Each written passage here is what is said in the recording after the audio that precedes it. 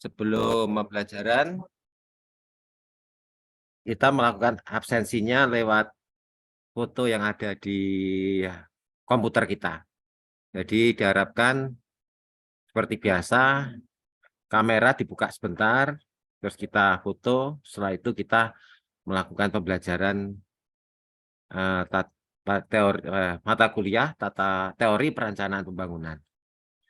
Untuk itu maka diharapkan mahasiswa monggo dibuka semua kamera ya, kita foto bersama.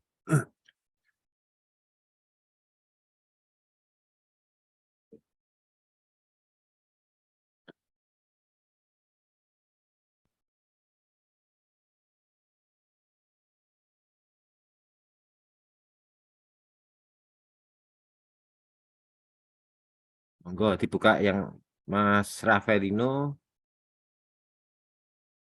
Mas Fatih Khatur, Mbak Aprilia, dibuka sebentar. Setelah itu bisa ditinggal sambil mungkin ada yang ngajar, ada mungkin kerja yang lain. Yang penting kita kuliah, itulah kegunaan kita kuliah daring ya. Jadi santai, monggo. Dua teman kita, Rafaelino, Fatih Khatur, Rizky. Oke, kalau gitu kita buka ya. Kayak kita foto. Persiapan 1, 2, 3. Oke, sekali lagi kita foto lagi. 1, 2, 3. Oke, silahkan mungkin yang sambil kerja, sambil yang penting kehadiran jenengan semua sangat berarti bagi kita, paling enggak memperoleh amal jariah, mungkin dari Pak Dian, mungkin dari Pak Praktisi. Nah, ini amal jariah yang mungkin tidak bisa dinilai dengan uang lah. Nah, paling enggak ilmu itu sangat bermanfaat. Ibaratnya kita mengutip hadis Nabi, carilah ilmu ketika keluar dari jadi bayi sampai ke liang lahat. Jadi apapun ilmu itu sangat berguna. Mungkin sekarang kita aja bisa apalah itu, tapi ternyata kita melihat ternyata tidak ada ilmu yang tidak bermanfaat. Jadi tidak ada ruginya, apalagi kita ya biasanya mungkin teori, ya ini praktek. Nah, ini kita teori perencanaan bangunan, mungkin dari Pak Praktisi kemarin sudah mengirimkan 2 file, mungkin bisa saya cari yang dibuka yang mana dulu mungkin. Monggo Pak Praktisi, waktu yang bertanya. Bismillahirrahmanirrahim. Assalamualaikum warahmatullahi wabarakatuh. Selamat pagi, salam sejahtera bagi kita semuanya. Pagi hari ini kami mengirimkan 2 mata paparan yang akan disampaikan pada teman-teman semuanya, pada adik-adik mahasiswa. Sebenarnya 2 paparan ini saling berkaitan. Kami buat menjadi intinya ada 2 ini posisinya. Nanti yang ditampilkan yaitu masalah paparan 1 data Magetan dulu. Karena nanti 1 data Magetan baru nanti yang kedaulatan data dari BPS. Sebenarnya mohon izin untuk Dokter, paparan ini sebenarnya saling berkaitan. Jadi 1 data Magetan dan kedaulatan data. 1 data Magetan ini akan memberikan gambaran bagaimana sih 1 data di kabupaten, salah satu kabupaten, yaitu di kabupaten kami di Magetan. Nah, nanti kedaulatan data ini adalah secara nasional dari BPS. Jadi, kenapa data itu sangat dibutuhkan dalam perencanaan pembangunan? Apa yang terjadi dalam masalah data? Kalau kita bilang data itu gampang, data itu apa? Kita tinggal ngambil aja. Tetapi ada masalah-masalah besar, 1 data nasional itu yang menjadi masalah secara nasional di Indonesia. Jadi kadang-kadang kita penelitian, tinggal ngambil data, cari data. Ya, data ini akan menentukan betul nanti seperti apa hasil dari pengambilan kebijakan, hasil dari penelitian, dan lain sebagainya. Mungkin bisa dibuka di paparan 1 data. Nah, itu. Monggo. Dibuka saja. Satu data Magetan.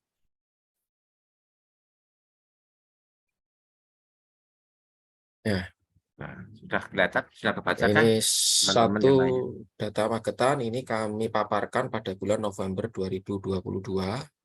Ini sebenarnya setelah kita ada sensus, kemudian terkait untuk penyelesaian kemiskinan ekstrim yang sekarang menjadi bahasan di tingkat nasional. Jadi satu data ini sebenarnya memang setahun yang lalu, tapi belum lama. Ini menjadi bahan juga di tingkat nasional, satu data itu ternyata juga jadi masalah di tiap-tiap kabupaten. Oke, lanjut. Ini kayaknya profil saya aja, mungkin bisa dilewati, sudah kenal teman-teman mahasiswa semuanya. Ini yang semester 4 ya, Pak Dian ya? Semester 4 ya. Ya, semester 4. Ini sebenarnya di semester akhir yang harus tahu seperti ini, yang akan menyusun skripsi. Tapi ini sudah lebih dulu, nanti Anda akan tahu sekian tahun sehingga tahu. Malah enak tahu aturannya ya. Ini terkait satu data Indonesia. Satu data Indonesia ini landasannya adalah Peraturan Presiden Nomor 39 Tahun 2019 tentang satu data Indonesia. Jadi belum lama. Satu data di Indonesia itu baru 2019. Data Indonesia. Belum lama kok, belum ada 5 tahun ya ini ya. Belum ada 5 Belum tahun. ada. Ini baru 4 tahun ya. 4 tahun. Belum ada 5 tahun. Dari Perpres. Kemudian ditindaklanjuti oleh Peraturan Gubernur Jatim pada tahun 2020. Satu data di Provinsi Jawa Timur. 2022 Kabupaten Magetan baru menindaklanjuti nomor 1 tahun 2022 dan dilanjutkan dengan keputusan Bupati Magetan. Kalau di Magetan, di Mojokerto saya belum tahu, nanti ada dua dari kota Mojokerto atau dari Kabupaten Mojokerto. Untuk PR itu mahasiswa Pak. Itu Nyari ayo. peraturannya sudah ada apa belum? Karena tiap Nah, kabupaten yo. itu spesifik. Peraturan ini nanti satu data ini akan terkait dengan berbagai pihak, antara lain BPS, Biro Pusat Statistik yang ada di masing-masing kabupaten juga. Jadi data-data mana itu nanti akan dikumpulkan atau di istilahnya menjadi satu data yang bisa dimanfaatkan bersama. Nah, kenapa ini namanya peraturan bukan undang-undang? Peraturan gubernur, peraturan bupati, bukan kok perda. Jadi memang data ini masih di internal SKPD, kemudian di kabupaten, dan siapa yang melaksanakan itu, para pengambil datanya masih di internal. Begitu itu sudah menjadi perda, peraturan daerah, itu akan menjadi tanggung jawab bukan hanya aparatur internal saja, tapi seluruh masyarakat di wilayah tersebut akan terikat dengan peraturan tersebut.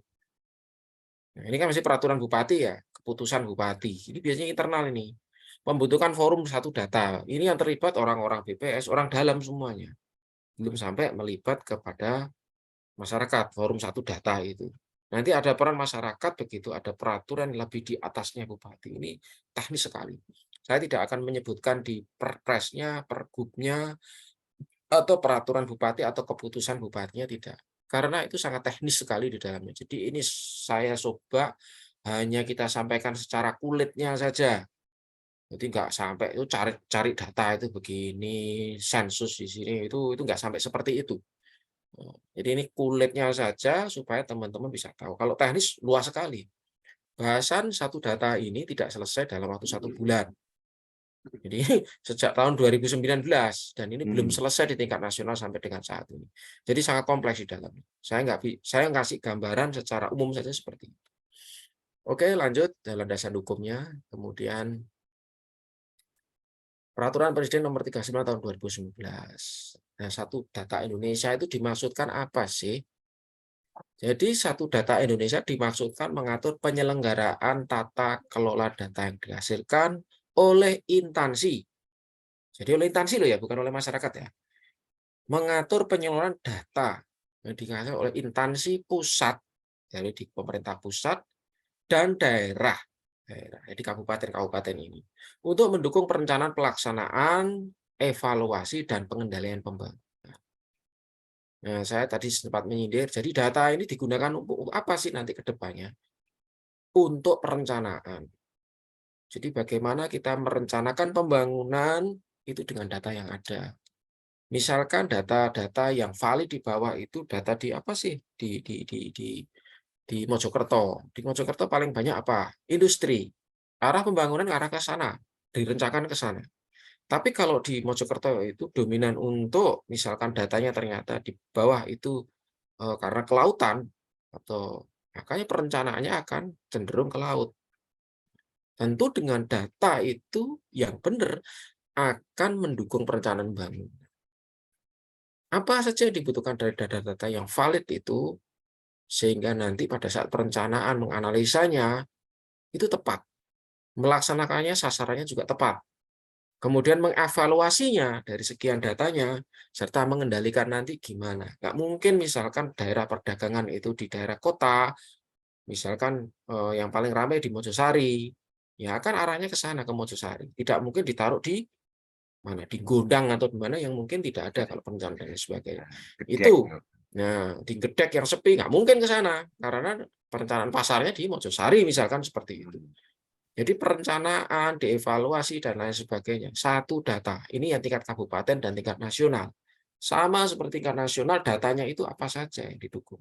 Interkoneksi antar kabupaten, daerah industri, daerah penyebaran, kemudian dibangun jaringan tol, dan lain sebagainya. Itu semuanya harus dari data yang valid ada. Sehingga diatur satu data itu. Penyelenggaraan datanya. Ini siapa yang pegang datanya? Di instansi mana? Baik pusat dan pemerintah. Ini teknis nanti. Ini saya kulitnya saja ini. Oke, dilanjut. Next. Nah, prinsip satu data. Ini saya ceritakan tadi gambaran-gambarnya. Ini prinsipnya ini loh. Dengan peraturan Presiden nomor 39 tahun 2019 tentang satu data Indonesia. Jadi, kebijakan tata kelola data yang dihasilkan oleh pemerintah ini harus akurat, mutakhir, terpadu, dan dapat dipertanggungjawabkan. Akurat itu ya tepat, mutakhir itu ya sesuai dengan kondisi yang terakhir. Apa seperti apa? Terpadu itu ya bersama-sama data itu yang menghasilkan bukan hanya satu bidang saja, tapi bisa dimanfaatkan berbagai bidang dan dapat dipertanggungjawabkan. Jelas validasinya, mudah diakses, dapat dibagikan di instansi pusat, instansi daerah melalui pemenuhan prinsip satu data Indonesia atau SDI. Jadi saya cerita saja, data yang dihasilkan akurat. Nah, misalkan kalau kita di Mojosari tadi, data pasar Mojosari. Di pasar Mojosari itu berapa sih pedagangnya? Ada 1.000, misalkan. Ada 1.000 beda. Bedanya apa saja sih? Beda makanan, beda kain, beda sayuran, beda apa itu datanya komplit di pasar itu. Dapat dipertanggungjawabkan loh, beda ini siapa yang punya? Oh namanya ini datanya ada. Jadi tidak terjadi pasar itu buka bedanya 1.000, tapi datanya nggak jelas. Karena apa? Bedanya disewakan pihak ketiga. Nah ini yang merusak. Ini kasus-kasus yang terjadi di lapangan seperti itu. Data angkutan kotanya sekian, misalkan 1.000 angkutan kota. Berarti subsidi saya untuk BBM-nya ke angkutan kota itu 1.000 angkutan kota. Ternyata yang jalan cuma berapa? Nggak sesuai yang diangkut, misalkan angkutan pelajar. Nah, itu yang jadi bahan masalah. Menyediakan anggaran misalkan berapa miliar, ternyata angkutan kotanya cuma 100. Ya pasti jadi masalah. Lari kemana uangnya? Karena tidak mutakhir, tidak terpadu, dan tidak update. Misalkan data angkutan kota 1.000, data pelajarnya berapa, data yang naik berapa, misalkan ya untuk angkutan pelajar, uangnya butuh berapa, itu data perencanaannya harus terpadu, mutakhir, dapat dipertanggungjawabkan. Oh yang naik ternyata angkutan jurus lain ini adalah sekian puluh orang, sekian ratus orang, sehingga subsidi itu tepat. Jadi saya sindir di awal tadi kan seperti itu. Jadi dalam perencanaan data itu digunakan untuk menentukan kebijakan pembangunan. Nah, itu jadi nggak ngawur. Oh tak kasih subsidi ini misalkan 5 miliar untuk berapa angkutan kota, untuk berapa pelajar. Sama ini makanya data itu memegang peranan penting yang utama. Sehingga sampai munculnya peraturan presiden. Kemudian standar data. Jadi prinsipnya satu data itu dilihat standar data yang mendasari data tertentu, standar data. datanya itu harus ada standarnya yang jelas. Data misalkan data pelajar, data pasar, itu sama, nggak beda-beda, formatnya sama.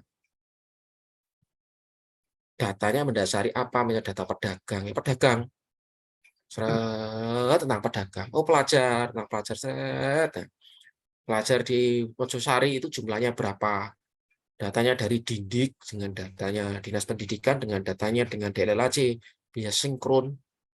Nanti kita alokasi anggaran dari data yang dipakai bersama itu.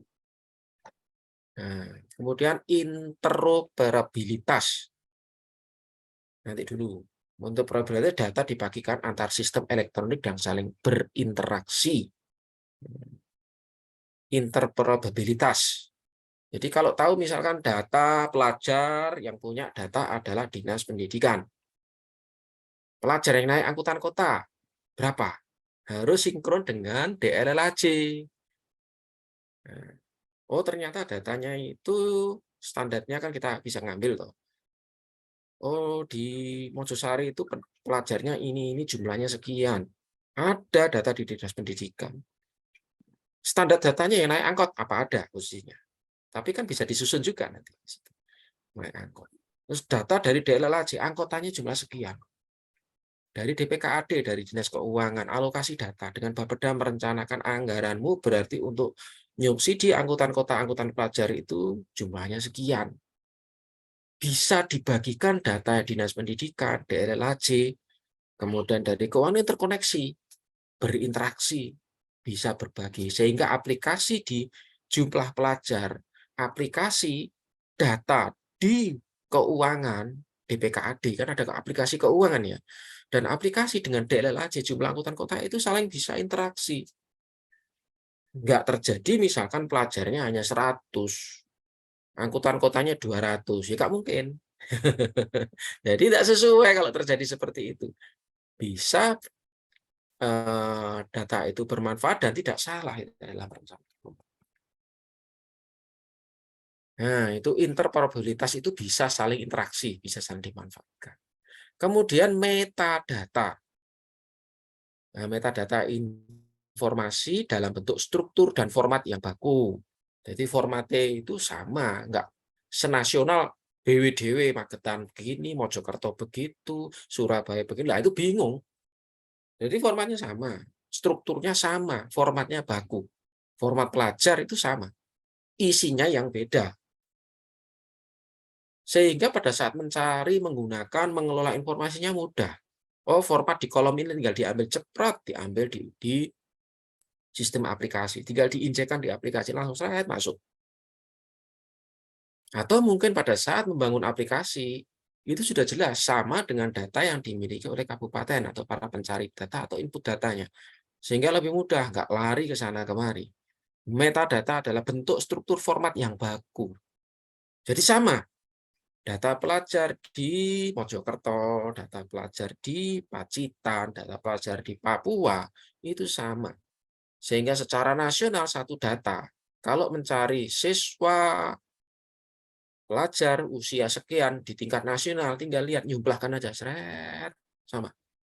Tidak mencari-cari, dengan aplikasi cepat. Sehingga pada saat APBN, perencanaan anggaran APBN, alokasinya cepat. Nggak bingung lagi. Kemudian kode referensi. Nah, ini apalagi kode referensi.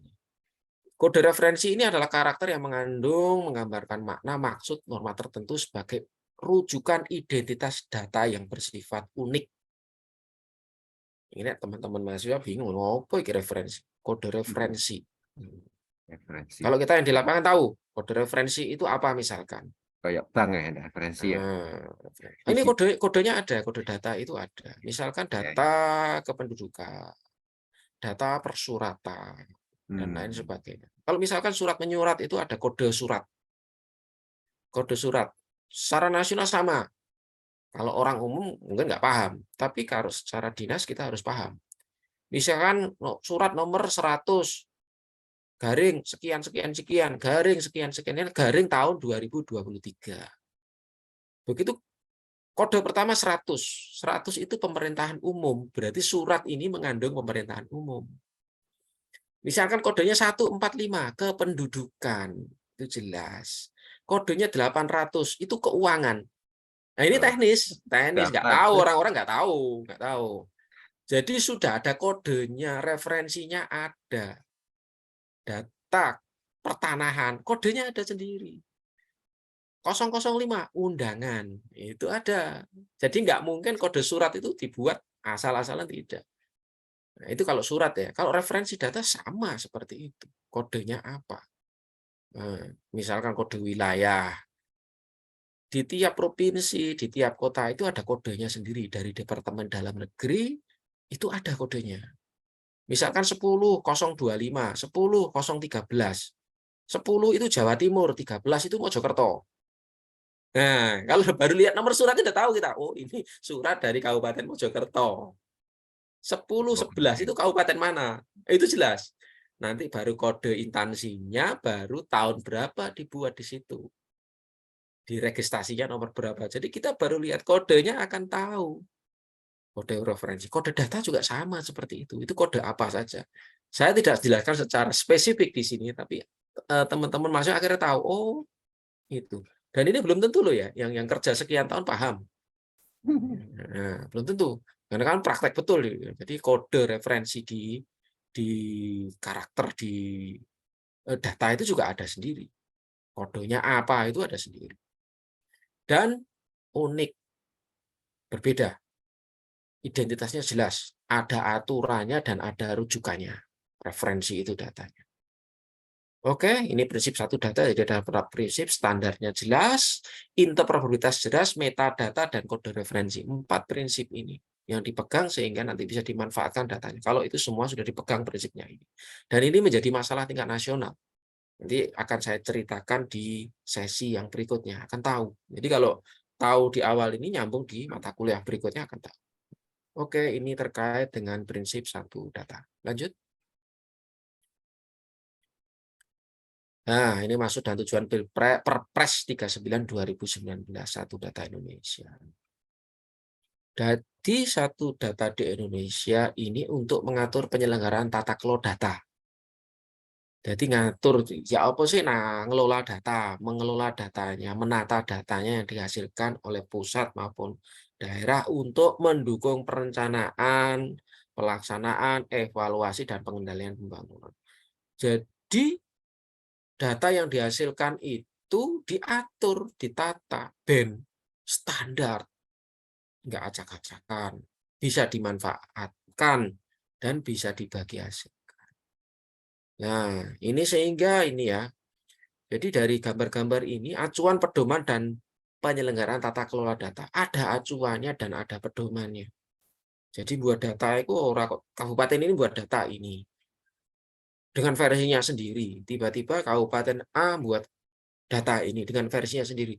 Begitu dimintai data oleh pusat, oh datanya ini. Gak podo. Gak sama formatnya, nggak ada acuannya, dan gak karu-karuan. Sehingga sulit untuk berbagi, untuk meneliti, untuk menggabungkan, untuk menganalisa itu sulit. Ada acuannya, harus ada pedomannya, ada aturannya. Dan bagaimana cara memperoleh data BPS juga ada aturannya.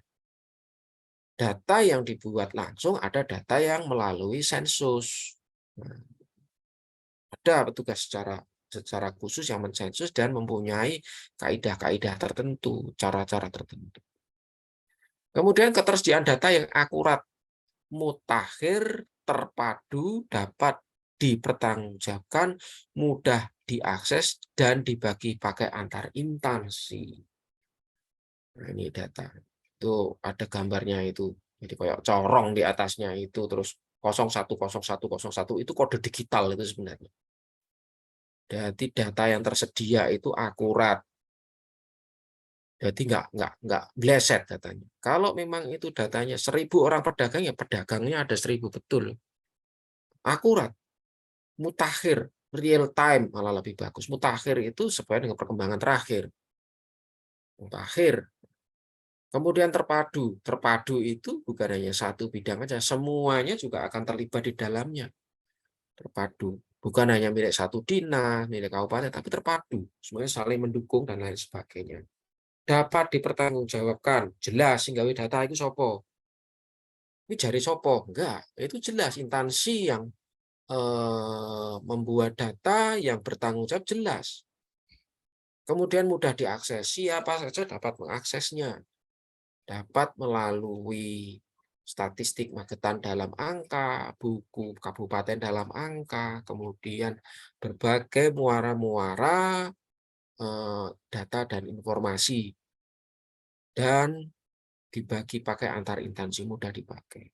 Di mata kuliah atau mungkin paparan yang lalu, kami menyampaikan informasi publik, mana yang terbuka dan mana yang tertutup. Nah, kalau kemarin ikut kuliah yang kemarin pasti paham. Jadi data atau informasi publik, data itu termasuk informasi publik, tapi mana yang bisa dibuka dan mana yang ditutup. Karena begitu data itu diambil, kepentingannya untuk apa? Misalkan adik-adik mau penelitian di akhir kuliah untuk kelulusan, untuk buat skripsi dan lain sebagainya. Data yang diambil data apa? Data kependudukan. Penduduknya jumlah sekian. Informasi publik bisa diambil. Tapi by name, by address, nomor NIK itu tidak bisa. Jadi data yang terbuka untuk publik dan ada yang tidak.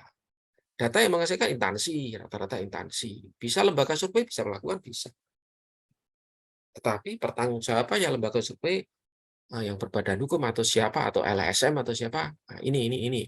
Sehingga kalau sesuai dengan perpresnya, ya ini ya dari instansi kita. Kemudian nanti ke depannya, maksud tujuan perpres itu adalah mendorong keterbukaan dan transparansi data. Jadi semuanya akan transparansi, terbuka. Saya tadi menyampaikan di awal-awal materi ini tadi, perencanaan pembangunan, misalkan kita melaksanakan tadi untuk angkutan pelajar ya. Berapa sih jumlah pelajar di Mojosari, di Kabupaten Mojokerto, kemudian angkutan pelajarnya di situ berapa? Karena datanya terbuka, transparannya ada, itu nilainya bagus. Nggak mungkin dengan pelajar yang jumlahnya sangat sedikit, ternyata anggaran alokasinya sangat besar. Nah, tentunya yang merencanakan juga akan terbuka. Oh, ini saya kasih 5 miliar, pelajarnya jumlahnya cuma 10, kan tidak mungkin. Nah, sehingga itu keterbukaan publik itu ada di situ, karena datanya jelas. Perencanaannya, alokasinya akan menggambarkan dari data yang valid itu tadi. Tapi kalau data pelajaran 1 juta, anggarannya sekian, nah kurang ini. Jadi terbuka, Pak, akan terbuka. Transparansinya akan terbuka. Oh, ternyata benar. Oh, alokasinya ini masih kurang sebenarnya uangnya. Nah, keterbukaan dan transparansi data ini didorong ke depannya. Seperti itu. Dan publik akan tahu. Kemudian satu data Indonesia sesuai dengan Perpres mendukung sistem statistik nasional. Sistem statistik nasional. Jadi ada namanya lembaga namanya BPS, Biro Pusat Statistik. Ini yang mengelola data-data, dia juga menggambarkan data dan membuat berbagai data, menyajikan data. Ada data pertanian, data kependudukan, data umur, pekerjaan, dan lain sebagainya. Sistem yang dibangun oleh sistem statistik nasional, ini akhirnya menjadi sistem perencanaan pembangunan di tingkat nasional. Harus kita nanti dengan perpres ini akhirnya datanya akan lebih kualitasnya lebih baik, dukungannya betul-betul nanti bisa membuat perencanaan pembangunan itu tidak salah sasaran dan lain sebagainya. Ya, diharapkan dengan tujuan perpres ini yaitu acuannya ada, ketersediaan data, keterbukaan, dan mendukung sistem statistik di tingkat nasional. Oke, dilanjut.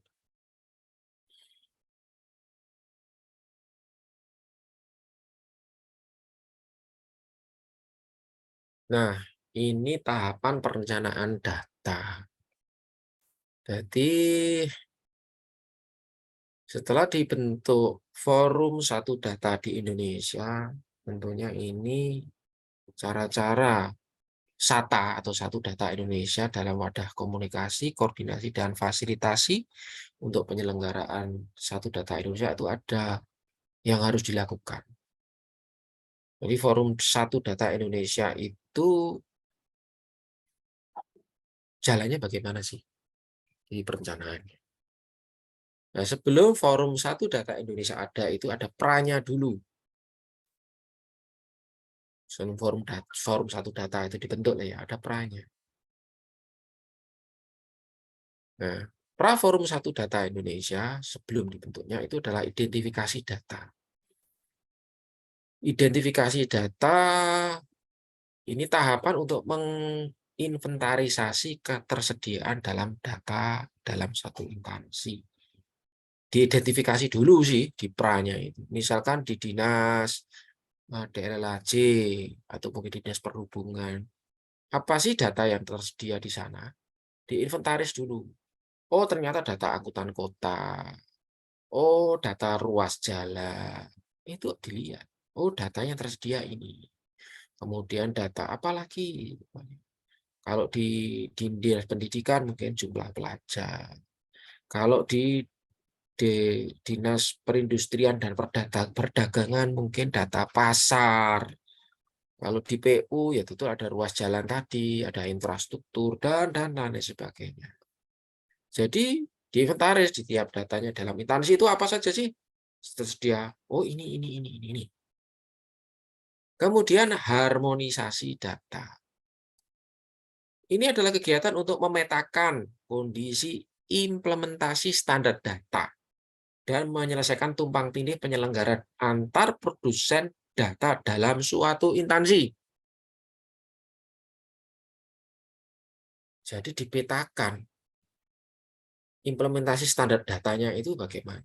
Oh, datanya DLLAJ, datanya di Dinas Pendidikan, datanya di dinas-dinas lain. Oke, kita berikan contoh lagi, misalkan Dinas Pendidikan punya data pelajar. Pelajarnya jumlah sekian. Kemudian data itu diambil oleh Dinas Perhubungan atau DLLAJ. Yang naik angkutan kota jumlahnya sekian. Datanya itu harus sama. Oh, data pelajar di Mojosari jumlahnya sekian. Dan tidak tumpang tindih. Tumpang tindih itu maksudnya siapa? Yang punya murid atau yang menangani pelajar itu siapa sih? Yang menangani pelajar, produsen datanya adalah dari Dinas Pendidikan. Nah, tapi begitu pelajar yang naik angkutan kota, nah ini harus komunikasi dulu dengan Dinas DLLAJ. Produsennya jelas dan jangan tumpang tindih. Tidak mungkin yang terjadi jumlahnya itu tidak sama. Tetapi memang ada beberapa data yang mungkin tidak bisa diperkirakan. Misalkan begini, saya kasih contoh orang naik angkutan atau pelajar naik angkutan di Mojosari. Datanya dari Dinas Pendidikan adalah pelajar yang ada di Mojokerto. Ternyata ada pelajar yang bukan Mojokerto. Bisa jadi. Dari Sidoarjo sekolahnya di Mojosari. Tetapi kan sekolahnya di Mojosari. Dia menikmati subsidi di Mojosari. Ini yang harus ada sinkronisasi, harmonisasi. Bagaimana ini nanti dalam penyelenggaraan? Tapi biasanya sedikit sekali. Selisihnya sekian, deviasi penyimpangannya atau mungkin kesalahan datanya kecil sekali. Tetapi tidak sampai terjadi tumpang tindih, data yang tidak sama itu sangat besar, kemudian tumpang tindih, si dinas A atau instansi A mengeluarkan rilis data A, si dinas instansi B mengeluarkan rilis data B, dan nggak harmonis, nggak sama. Sebelum forum Satu Data, makanya harus diharmonisasi dulu datanya itu apa saja sih? Prosesnya diidentifikasi dan diharmonisasi dulu di pra forum Satu Data.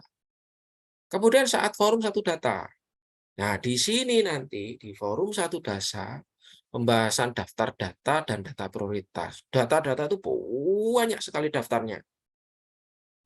Kemudian data yang prioritas itu mana? Mana yang akan digunakan dan mana yang akan digunakan bersama. Ini data penting, data tidak. Data sektoral ada di masing-masing dinas. Sementara data yang dibagi hasilkan bersama, ini yang didukung, yang prioritas, yang nanti dimanfaatkan. Pembahasan rencana aksi untuk mendukung satu data Indonesia. Rencana aksi ya nanti apa yang harus diambil tindakannya di forum satu data itu. Gimana sih mengumpulkan data, bagaimana ini datanya dimasukkan aplikasi, atau datanya nanti diapakan, atau diolah seperti apa, harus dibahas di situ. Membahas rencana aksinya seperti apa yang harus dilakukan. Kemudian penetapan daftar data dan data prioritas. Daftar data tadi sudah dibahas, ditetapkan. Datanya ini apa sih daftarnya? Oh ini loh data sak kabupaten itu adanya ini. Dengan prioritas itu mana yang diambil?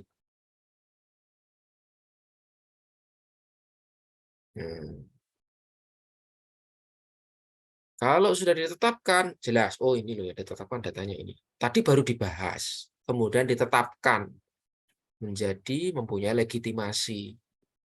Kemudian penetapan rencana. Tadi sudah dibahas rencana, sekarang ditetapkan untuk mendukung satu data. Ditetapkan apa yang harus dilakukan. A, B, C, D. Nah, mau dijawab. Oh, nanti aksinya seperti ini. Ditetapkan. Besok melaksanakan ini. Ditetapkan. Dituangkan. Ditetapkan nanti. Oh, ini yang kita ambil. Aksinya seperti apa. Sehingga tidak belambiar. Kemudian setelah forum satu data Indonesia, paskanya, satu data forum itu adalah penyepakatan berita acara kesepakatan forum satu data Indonesia. Jadi ada berita acara kesepakatan di forum data Indonesia. Disepakati bersama, tanda tangan bersama. Apa sih yang harus dilakukan dan apa tindakan-tindakan yang yang akan diambil di pasca forum data itu, sepakatannya ada semuanya. Kemudian diseminasi berita acara kesepakatan forum satu data ini. Hasilnya tadi disosialisasikan, disampaikan, diseminasi di berita acara ini disampaikan semuanya. Oh ini loh kesepakatan kita ini. Semua yang terlibat dalam forum data akan tahu yang disepakati itu apa saja. Cara ngambil datanya, cara bahas datanya, mungkin pemanfaatannya dan lain sebagainya. Proses-proses dalamnya disepakati. Kemudian setelah pasca forum data Indonesia, penyusunan dan penetapan ketetapan Menteri PPN. Ini Menteri Menteri PPN itu Menteri Pembangunan Nasional tuh. Perencanaan Pembangunan Nasional. Ini Bappenas. Jadi perencanaan pembangunan nasional itu merencanakan apa sih? Dia butuh apa? Datanya apa? Data yang prioritas tadi apa saja sih datanya? Kemudian rencana aksinya apa? Kemudian disusun secara formal melalui ketetapan Menteri PPN. Jadi nanti data yang sudah disepakati, diseminasi, disosialisasikan, itu disusun secara formal, ditetapkan dengan ketetapan Menteri PPN. Jadi ditetapkan itu. Dan ini sudah ditetapkan bisa dimanfaatkan oleh semua kementerian. Data-data apa saja untuk perencanaan pembangunan. Dimanfaatkan bersama, dibagi hasil, dan lain sebagainya. Oke, ini jadi tahap perencanaan data dari identifikasi sampai setelah ditetapkan, dieksekusi. Oke, next untuk paparan. Penyusunan regulasi satu data Jawa Timur. Ini sudah menginjak ke Provinsi Jawa Timur. Nah, ini peraturan gubernur nomor 81 tahun 2020. Jadi ini 3 tahun yang lalu. Nah, di sini disebutkan ada wali data, produsen data, dan verifikator. Nah, wali data pendukung sebagaimana dimaksud pada ayat 1 ditetapkan dengan keputusan gubernur. Ada keputusan gubernur yang menetapkan wali data itu siapa saja. Wali data itu kalau di masing-masing kabupaten adalah kepala di Dinas Komunikasi dan Informasi. Jadi Dinas Kominfo sebagai wali datanya. Semua data-data itu di Dinas Informasi. Kemudian produsen data. Dalam menjalankan tugasnya sebagaimana dimaksud dalam ayat 1, produsen data dapat dibantu oleh wali data. Produsen data itu siapa sih? Produsen data itu adalah instansi-instansi terkait yang memproduksi data. Misalkan instansinya namanya Dinas Pertanian. Dia memproduksi produsen data pertanian. Nanti akan dikumpulkan bersama di wali data. Wali data. Cara mencarinya data itu bagaimana, dan lain sebagainya. Itu ada verifikator. Nah, verifikator. Verifikator dimaksud dalam pasal ayat 1 dijabat paling rendah oleh pejabat pengawas atau pejabat fungsional ahli pertama yang membidaki pengelolaan data dan penyusunan program atau penyusunan program. Dia ada verifikatornya juga. Jadi di regulasinya dari Gubernur Jawa Timur ada wali data, produsen data, dan verifikator. Data-data itu data sektoral. Jadi data sektor pertanian, data sektor peternakan, data sektor kependudukan, data sektor kesehatan, data sektor, makanya namanya data sektoral. Data-data ini diproduksi oleh produsen data di masing-masing instansi sektoral. Data kekerasan dalam anak itu ada di PPKB, perlindungan anak, data dan sebagainya. Jadi jenengan akan tahu, oh, data itu banyak. Data apa sih sekarang di tadi yang menjadi prioritas, data yang disusun, data yang diputuskan. Oh, data itu apa saja dan lain sebagainya. Data anak putus sekolah. Nanti siapa yang bertanggung jawab? Produsennya siapa? Ada. Verifikatornya ada, pengelolanya ada. Jadi nggak anggar data itu, oh data ini kelompok nih. Nah, nggak seperti itu. Jadi ini sudah tata kelola pemerintahan yang berbeda. Sudah mendekati ke sistematis. Oke, lanjut.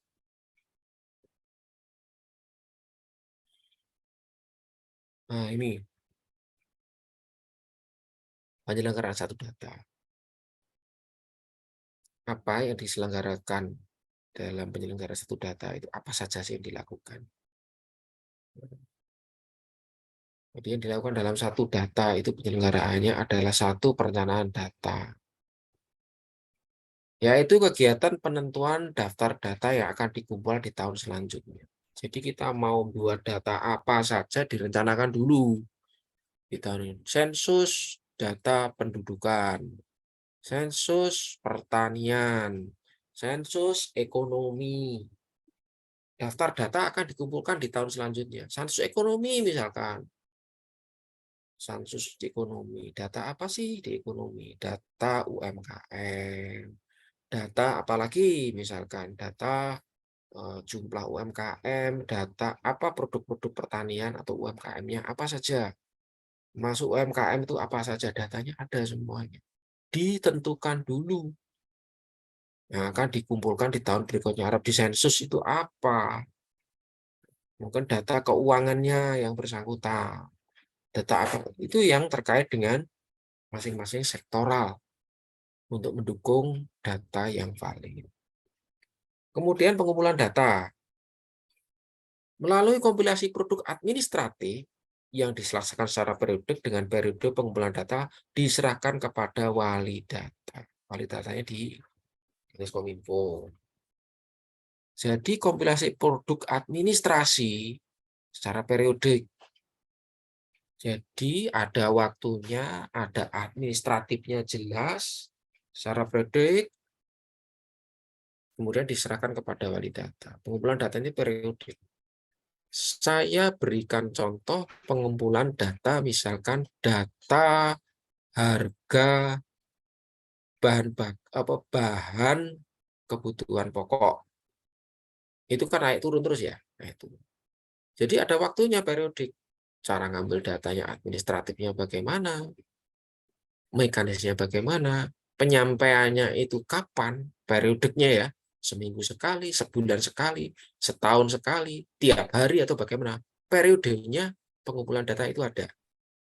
Misalkan data kebutuhan pokok, telur, minyak, beras di pasar A, B, C, D. Itu diawasi tiap periode. Dan ada petugasnya yang melaporkan, oh ini ada kenaikan harga beras Pak, dari pasar Mojosari, dari pasar Gedek, dari pasar mana. Kalau ada pasarnya di sana, itu ada. Laporan secara periodik. Harga beras, harga minyak, harga cabai, harga berambang, harga bawang, itu ada. Dilaporkan secara periodik. Sehingga pada saat, oh ini terjadi inflasi Pak, kenaikan ini. Harga tomat anjlok, harga telur naik, harga daging, harga minyak. Nah, diserahkan pada wali data. Dan sekarang sudah menggunakan teknologi informasi. Ada beberapa kabupaten yang secara administratifnya, produknya dia semakin bagus, semakin cepat, dan semakin simpel. Begitu langsung yang turun di lapangan, oh ini harga beras sekian, harga minyak sekian, kita sudah bisa memperkirakan sebelum hari raya, oh, ini akan naik. Stok kita ada sekian. Waduh, ini kurang ini, karena kecenderungan naik. Langsung intervensi pemerintah, pasar murah. Pengumpulan datanya secara periodik ini akan membantu bagaimana saat kita dari pemerintah intervensi kepada pasar. Karena di situ rakyat kasihan kalau tidak ada intervensi dan ada kenaikan inflasi yang akan menyengsarakan masyarakat. Kemudian memeriksa data. Kegiatan untuk memeriksa kesesuaian data dengan prinsip satu data oleh produsen data dan wali data. Jadi nanti dilihat, diperiksa datanya, sesuai apa enggak. Sesuai dengan prinsipnya tadi yang disebutkan di atas tadi, prinsipnya apa. Bisa dibagi hasilkan, kemudian dan lain sebagainya. Produsen data dan wali data. Jadi diperiksa, oh iya, ini bener datanya. Oh, ini gak bener ini datanya. Sesuai prinsip apa enggak. Sesuai apa enggak. Bukan hanya data, produsennya digelundung nih tok. Ternyata enggak diupdate. Sekian hari, sekian bulan. Oh, ini sudah harganya naik kok di lapangan enggak sesuai. Nah, itu bahaya itu. Akan menyesatkan berbagai pihak kalau produsen datanya tidak update dan lain sebagainya. Kemudian pengolahan data. Pengolahan data yang dilakukan oleh produsen data berkoordinasi dengan pembina data dan atau wali data. Jadi kegiatan pengolahan data dilakukan oleh produsen data. Misalkan data, kalau di pasar mungkin data pedagang pasar, kemudian di situ bagaimana sih cara memperoleh datanya? Agar data itu kualitasnya bagus. Koordinasi dengan pembina data. Pembina data itu siapa? BPS. Jadi misalkan Dinas Deperindak membutuhkan data pedagang pasar. Kemudian dia punya datanya secara keseluruhan di pasar-pasar A, B, C, D, E. Kemudian begitu dia mau mengambil keputusan, dia akan melihat data-data subnya. Misalkan dia melihat, berapa sih kemampuan dari para pedagang pasar? Rendah penghasilannya berapa, dan lain sebagainya. Tentu disurvei. Survei itu supaya tidak asal-asalan dengan kaidah-kaidah survei, itu koordinasi dengan pembina data, dengan BPS. Gimana sih caranya mensurvei? Bagaimana mengelola data yang benar, sehingga tidak asal-asalan saja. Bagaimana menentukan kecenderungan nanti para pelaku atau yang termasuk dalam produsen datanya, di dalam produsen data. Data yang dihasilkan oleh produsen data maksudnya. Misalkan petani itu gimana? Berapa jumlahnya? Pedagang itu berapa? Kecenderungannya bagaimana? Penghasilannya berapa dan lain sebagainya. Dia ada datanya itu. Cara diolah.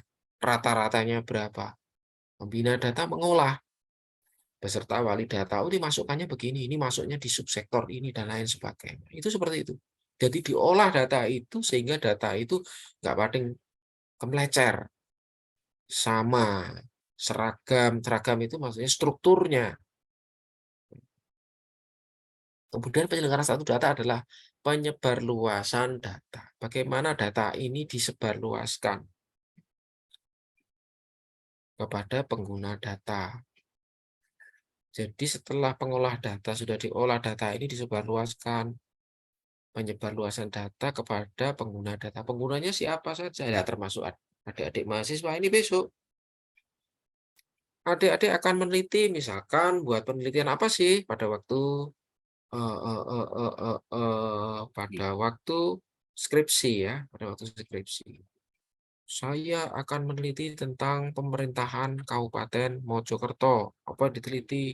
Bagaimana kinerjanya atau bagaimana mungkin penelitian tentang kegiatan yang dilakukan untuk Bisa. percepatan pembangunan di desa. Misalkan ya, Anda butuh data apa? Oh, jumlah desa di kabupaten berapa? Menjadikan dapat data dari mana? Sumber datanya siapa? Itu dicantumkan di penelitian, di skripsi dicantumkan. Saya dapat datanya dari BPS, buku Mojokerto dalam angka.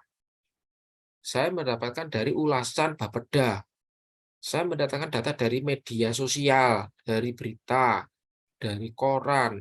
Saya mendapatkan berita, datanya dari mana? Dari jurnal, jurnal internasional misalkan. Data itu disebarkan kepada pengguna data. Pengguna data akhirnya yang menyebarkan siapa? Kalau di kita ya, di pemerintahan ya, instansi terkait penyebar data, dan BPS, atau dinas terkait. Sehingga pada saat penelitian jenengan masuk ke dinas mana, itu ada datanya di sini. Bisa jenengan ambil, bisa dengan akses. Bahkan sekarang melalui teknologi informasi, pertanggungjawaban, informasi publik, itu bisa dengan mudah dapat diambil dari internet. Mudah sekali. Produk-produknya bisa diambil di situ. Data-datanya bisa diambil dari situ. Penyebar luasan data merupakan bagian dari salah satu penyelenggaraan satu data. Oke, lanjut.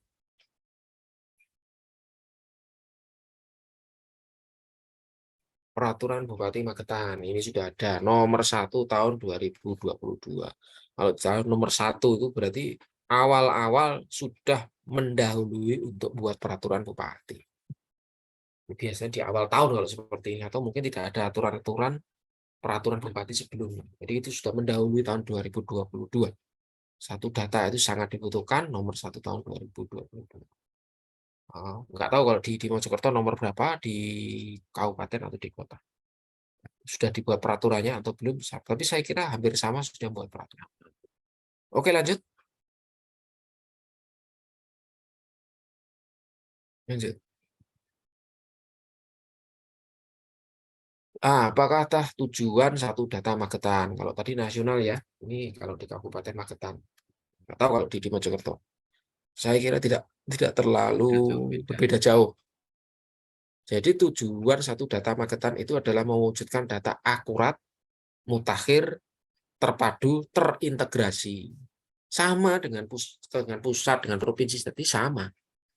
Datanya ini harus akurat, kemudian update, mutakhir, kemudian terpadu. Itu mendapatkannya bersama-sama, perolehnya bersama-sama antar dinas, antar instansi, terpadu sama-sama dukung itu, dimanfaatkan.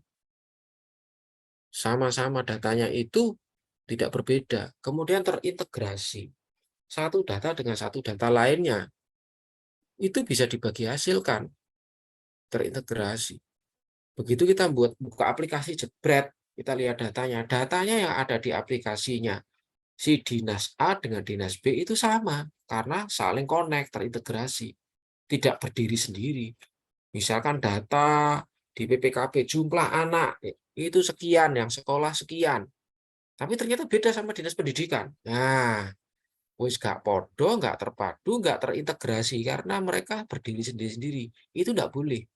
Sehingga di tujuan satu data Magetan itu adalah mewujudkan data yang terintegrasi. Salah satunya juga terpadu.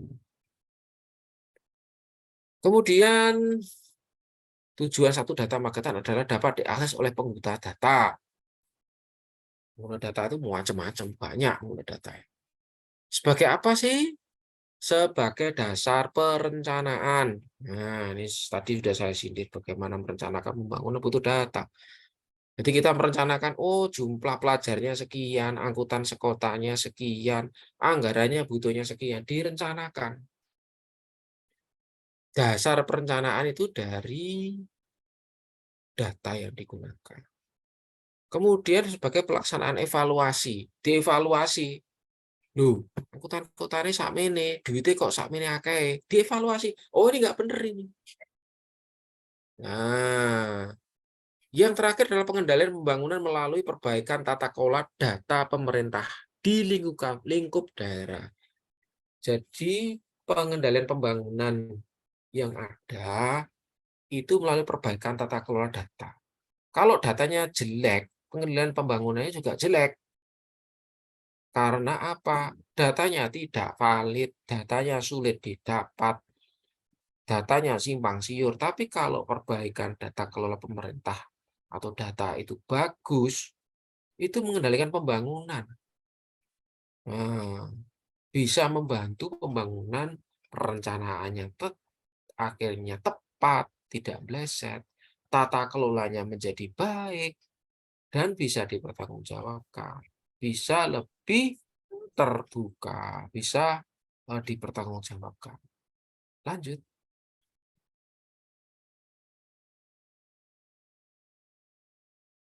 Nah, ini tadi tujuan satu data maketan. Mewujudkan data akurat, mutakhir, terpadu, terintegrasi. Udah, lanjut. Penyelenggara satu data Kabupaten Magetan. Penyelenggaraannya. Ya. Nah, ini sudah saya sindir tadi. Penyelenggaraan satu data Kabupaten Magetan. Nah, siapa sih yang penyelenggaranya itu di situ? Dalam penyelenggaraan itu ada pembina statistik atau pembina data statistik. Pelaksanaan pembinaan terhadap pengelola data statistik. Pembina data. Nah, ini loh ada diagramnya. Pembina data itu siapa sih? Kepala Badan Pusat Statistik Kabupaten Magetan. Karena lingkupnya Magetan loh ya ini ya. Nanti kalau provinsi lain lagi, kalau pusat lain lagi. Jadi pembina datanya itu BPS. Nah, kemudian produsen data. Produsen data itu perangkat daerah. Instansi-instansi. Instansi-instansi dinas kesehatan, dinas peternakan, dinas lalu lintas, dinas apa lagi? Banyak di situ. Jadi perangkat daerah sebagai produsen data. Wali data. Wali datanya adalah Kepala Dinas Kominfo. Jadi saya itu wali data di Kabupaten Magetan. Melaksanaan pengumpulan, pengolahan, analisis, diseminasi, dan metadata lintas sektoral yang disampaikan oleh produsen itu. Data-data itu masuk ke kita, dibina oleh pembina data BPS untuk dianalisis, diseminasi, disebarkan pada lintas sektor yang disampaikan oleh produsen data. Di situ ada koordinator data, satu data. Koordinatornya siapa? Kepala Bapeda. Jadi di kabupaten lain juga sama. Koordinatornya adalah Kepala Bapeda, Badan Perencanaan Pembangunan Daerah. Jadi nanti, oh dia tahu datanya, oh ini loh datanya. Dia merencanakan di sini koordinator data itu. Oh gini. Dia merencanakan dia. Datanya yang sudah dibina valid dari dinas-dinas, dikumpulkan di Kominfo. Nanti koordinatornya, oh ini datanya, ini dikoordinir oleh dia. Sehingga bisa dimanfaatkan oleh pengguna data untuk penyebar luasan data. Pengguna datanya itu siapa saja sih ya banyak. Kembali ke instansi lagi, kembali ke mungkin dari sivitas akademisi, bisa jadi adik-adik mahasiswa dan lain sebagainya, atau bisa masyarakat, atau mungkin ada instansi atau mungkin di luar pemerintah yang juga akan memanfaatkan data yang sudah kita. Jadi ini penyelenggaraan satu data di Kabupaten Magetan. Tapi saya yakin untuk di kabupaten lain juga hampir sama dengan sini lah. Tidak akan berbeda karena ini standarnya secara nasional dan di provinsi juga sama. Oke, lanjut.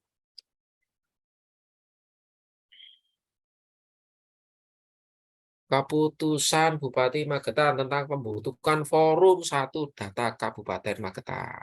Nah, ini tadi saya lihat itu loh. Nah, coba nomornya sekian. 188. Ini data, ini kependudukan. 207. 207 itu nomor registrasi. KEP itu keputusan. 403 403 itu Magetan, 013 Dinas Komunikasi dan Informatika. 2002 tahun 2022.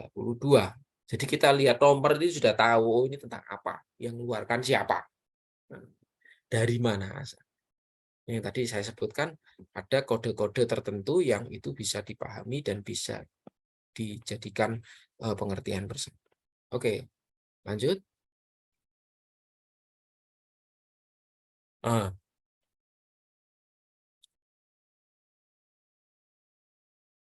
Peraturan Bupati Nomor 1 Tahun 2022 tentang satu data Kabupaten Magetan. Forum satu data di Kabupaten Magetan yang selanjutnya disebut Forum satu data adalah media komunikasi, koordinasi, sinkronisasi lintas sektor instansi di seluruh wilayah Kabupaten Magetan dalam pelaksanaan satu data. Jadi forum ini dibentuk sebagai media komunikasi. Nah, nanti ada forum satu data. Ada anggota-anggota forum itu dari dinas-dinas terkait. Dia akan ngumpul di situ, komunikasi koordinasi disinkronkan. Data ini biasa jane. Begitu koordinasi sinkronisasi bisa dipakai bersama lintas sektor instansinya di seluruh wilayah. Jadi bisa jadi BKD minta data di kepegawaian apa di dinas pendidikan. Karena datanya ada dibutuhkan. Bapeda minta data di dinas terkait mau bangun pasar, ada di forum satu data disinkronkan, dikoordinasikan, dikomunikasikan. Hingga ada forum yang disebut Forum Satu Data di Kabupaten Magetan. Mungkin di Kabupaten Mojokerto juga ada seperti itu. Oke, lanjut. Dan ini keputusannya yang tadi. Lanjut.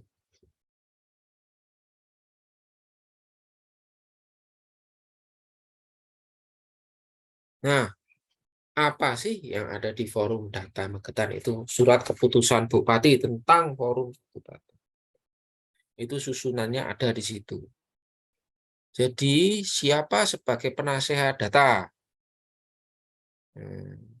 Bupati dan Wakil Bupati, penasehat data. Di SK disebutkan di situ. Pengarah data, data itu diarahkan oleh sekretaris daerah kabupaten. Kalau di Magetan ya Magetan, kalau di Mojokerto. Wali data. Wali datanya adalah Kepala Dinas Kominfo Kabupaten Magetan. Kalau di Mojokerto ya Kabupaten Mojokerto. Koordinatornya adalah Kepala Bapeda Kabupaten Magetan. Jadi koordinatornya itu yang mengkoordinir data-data atau forum satu data ini adalah Bapeda. Karena memanfaatkan banyak datanya dan mengatur perencanaannya di Bapeda. Pembina data. Pembina datanya adalah Kepala BPS Kabupaten Magetan. Jadi kan kalau di paparan yang tadi sudah sebutkan pembina data itu siapa, Kepala BPS. Nah, ini di SK-kan. Kemudian produsen data adalah Kepala OPD Kabupaten Magetan. Dinas-dinas terkait ini yang masuk dalam SK adalah kepalanya atau pimpinannya. Misalkan Dinas Kesehatan, Pak Dokter siapa pimpinannya, kepalanya siapa. Dia sebagai produsen datanya nanti punya tangan di bawahnya. Ada para staf, ada para kabit, dan lain sebagainya. Di forum ini berisi ini, siapa penasehatnya, siapa pengarah datanya, siapa wali datanya, koordinator siapa, serta tugasnya apa saja di dalam. Itu ada di dalam SK Bupati. Oke, lanjut.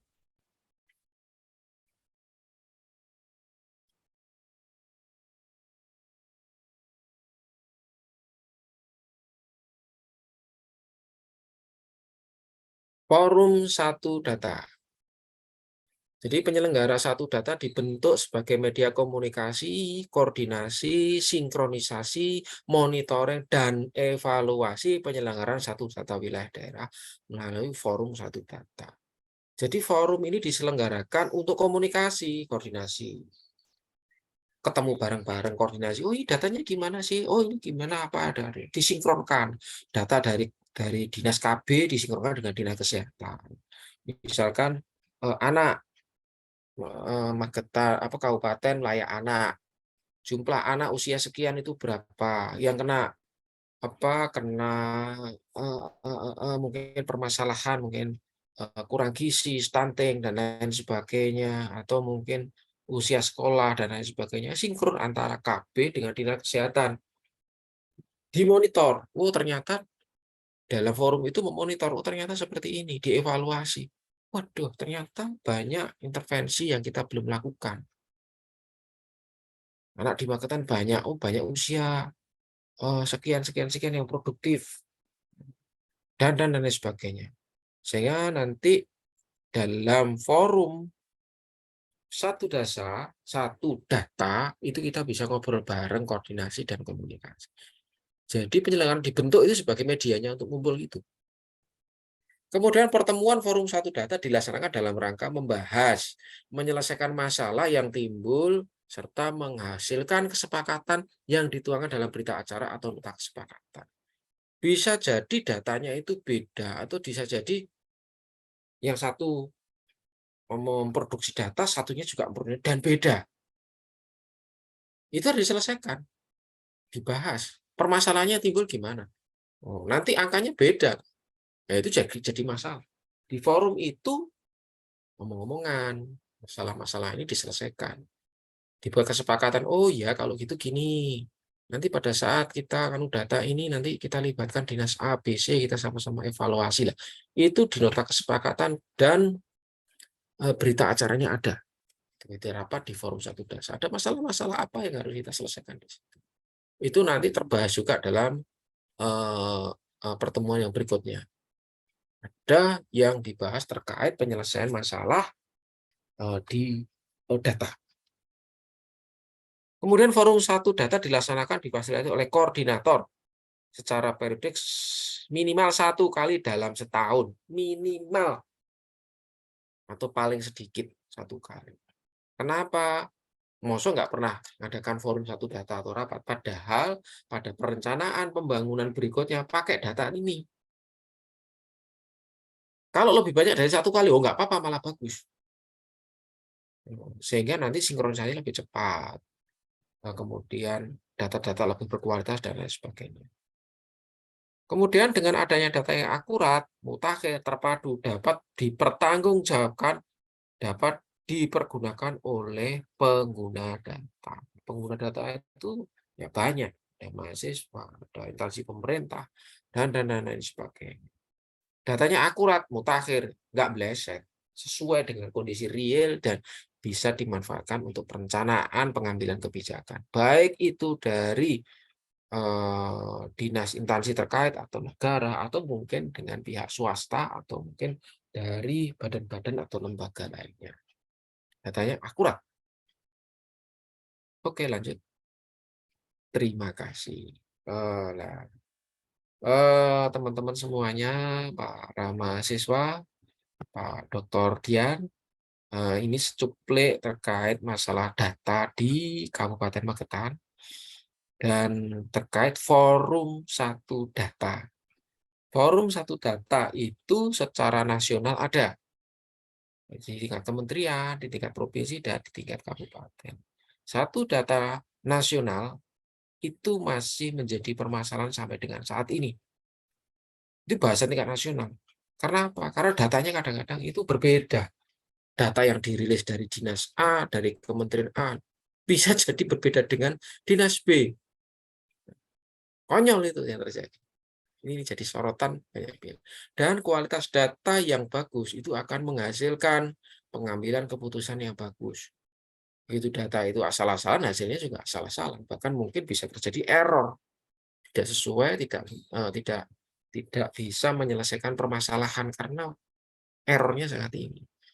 Karena pentingnya satu data untuk pengambilan keputusan, untuk analisa, supaya tepat sasarannya, efektif pengambilan keputusan, dan rekomendasi atau formulasi yang dihasilkan tidak salah, efektif, efisien, dan betul-betul bisa bermanfaat.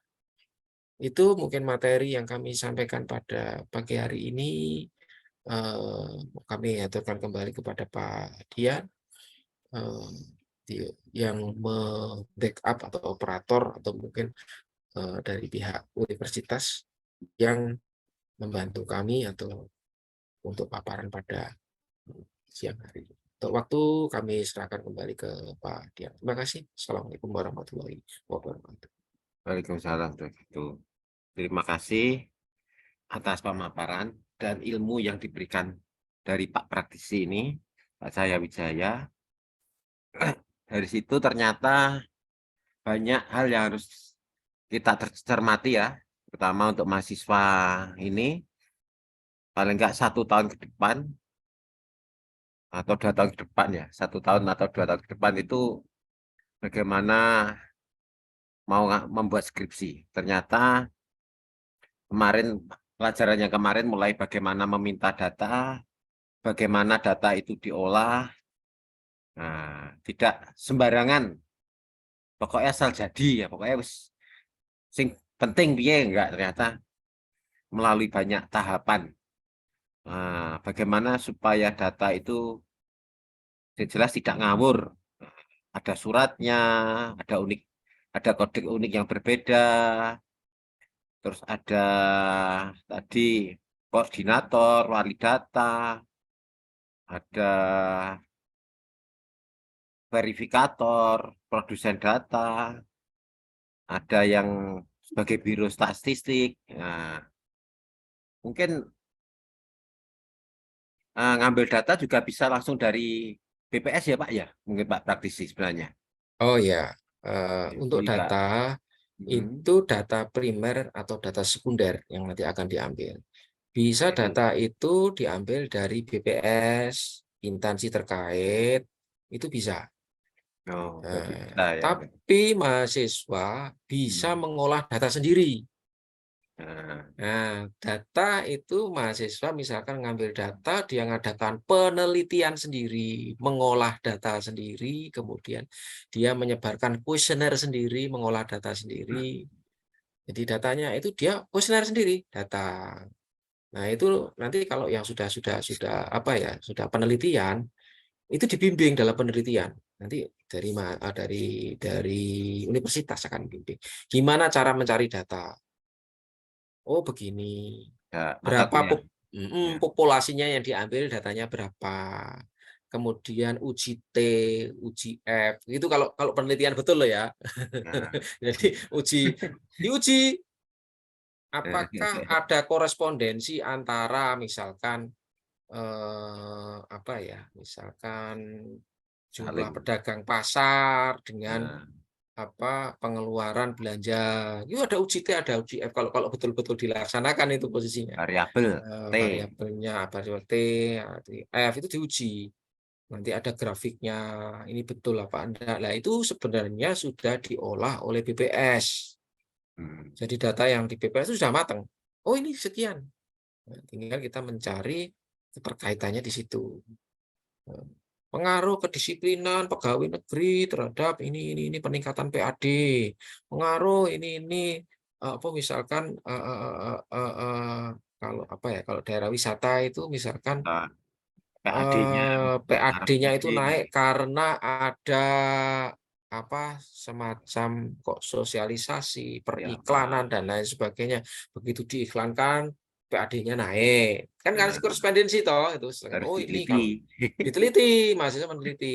Misalnya Tapi perangkat desa, apa gitu. perangkat desa apa sih? Ini kedisiplinannya akhirnya ini PAD desa bisa naik karena apa? Lah itu kan ada angka-angkanya dari statistik dan ada yang diteliti oleh mahasiswa juga. Dan itu dibimbing oleh profesor, oleh doktor yang ada di masing-masing universitas. Ada Kita. coach-nya, ada pembimbingnya. Itu seperti itu. Ini masih 2 tahun lagi, tapi data itu perlu. Jadi Paling nggak bisa 2 tahun ngambil, udah bisa kan untuk mm, merancang, aku nanti buat sudah judul apa. punya gambaran. Saya ngambil datanya di kecamatan, minta data dari mana, dari kecamatan, sumbernya dari mana, dilihat ada bukunya. Oh, bukunya Mojokerto dalam angka, yang mengeluarkan siapa? BPS. Yang mengeluarkan apa, dari mana? Dinas KB. Yang mengeluarkan dari Dinas Kependudukan. Itu ada data formal resmi, ada yang data melalui penelitian, ada yang diolah dulu, ada yang data real time. Yang itu tidak bisa diganggu gugat. Anda pakai penelitian apa itu, nanti posisinya seperti itu. Nah, ini punya gambaran lah nanti, sedikit Nah, banyak nanti seperti apa. jadi Jadi, tidak hanya comot dari Mbah Google. oh Wah, ini nggak jelas nanti. itu makanya Oh, jangan seperti itu. Kadang mahasiswa menyepelekan mata kuliah apa metodologi penelitian seperti ini gampang. Terus nanti data dari Mbah Google. Nah, jangan sampai seperti itu. Dari sini aja loh. Makanya dari namanya Pak Turnitin. Turnitin itu plagiasi. Sudah bisa dibaca ya. Kalau memang datanya real penelitian dari Pemda, dari BPS, itu kelihatan kok. Nah, kadang ada memang kasus itu mahasiswa itu copy paste tinggal diganti apanya, nah, karena menyepelekan. Padahal nggak seperti itu. Justru ini seninya mahasiswa, belajarnya mengambil datanya dari statistik, dari apa desa itu kadang kan ada keluhan dari mahasiswa. Kok lama dari Pemdanya ya kan, mungkin Mojokerto atau kota ya. Nah, kok suratnya lama? Mungkin karena ya kena pengaruh kemarin datanya memang sangat dirahasiakan ya ibaratnya dari publik atau mungkin nggak jelas kayak apa yang diteliti. Nah, akhirnya harus diolah lagi. ya Jangan ini mengambil saran dari saja ya. Google. Saran saja ya, kalau Iya. besok penelitian ngambil datanya di pemerintah, misalkan di kecamatan atau di mana, surat-surat dilengkapi, ada pengantarnya. Kemudian data yang diminta apa saja, jelas. Itu data pasti ada. Nanti siapa penanggung jawab datanya itu. Misalkan data KDRT, kekerasan, itu kekerasan KDRT ya, dalam rumah KDRT. tangga, kekerasan anak dan lain sebagainya. Anda mau penelitian ini, misal KDRT. Data itu yang punya siapa? Perlindungan Anak KB, Dinas Perlindungan Anak KB yang punya. Jenengan datang ke Kesbang, ya nggak ada datanya di sana. Data pemerintahan nggak ada. Jadi tahu, bisa memetakan data ini kira-kira nanti adanya di mana. Suratnya dilengkapi. Atau cukup buka Magetan atau mungkin dari BPS. Ada enggak di situ? Dia termasuk data prioritas apa enggak? Jadi dibuka, oh ya saya butuh data ini, saya teliti ini. Terus begitu ada datanya apa enggak? Oh enggak ada. Kalau enggak ada datanya, saya meneliti di lokus kecamatan, di lokus desa, atau apa data penelitian. Buat nyebarkan apa, kuesioner. Kuesionernya. Bisa dibuat, nanti diolah datanya itu bagaimana, dinilai, dimasukkan di perhitungan, oh ini 1, 2, 3, 4 skalanya apa. Itu bisa nanti ke depannya seperti itu. Jadi penelitian itu tidak harus seberapa besarnya apa cakupannya yang diteliti, tetapi kualitasnya. Jadi jenengan peneliti UNIM ada yang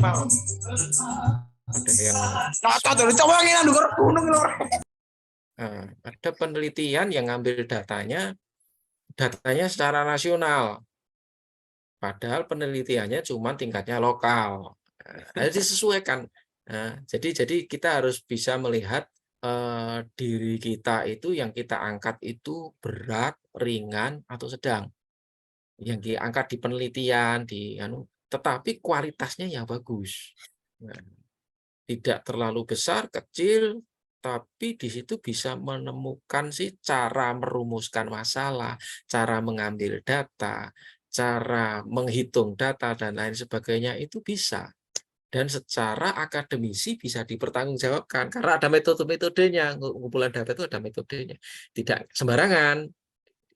Dan enaknya di dunia sivitas akademika, di akademisi itu berbeda dengan birokrasi.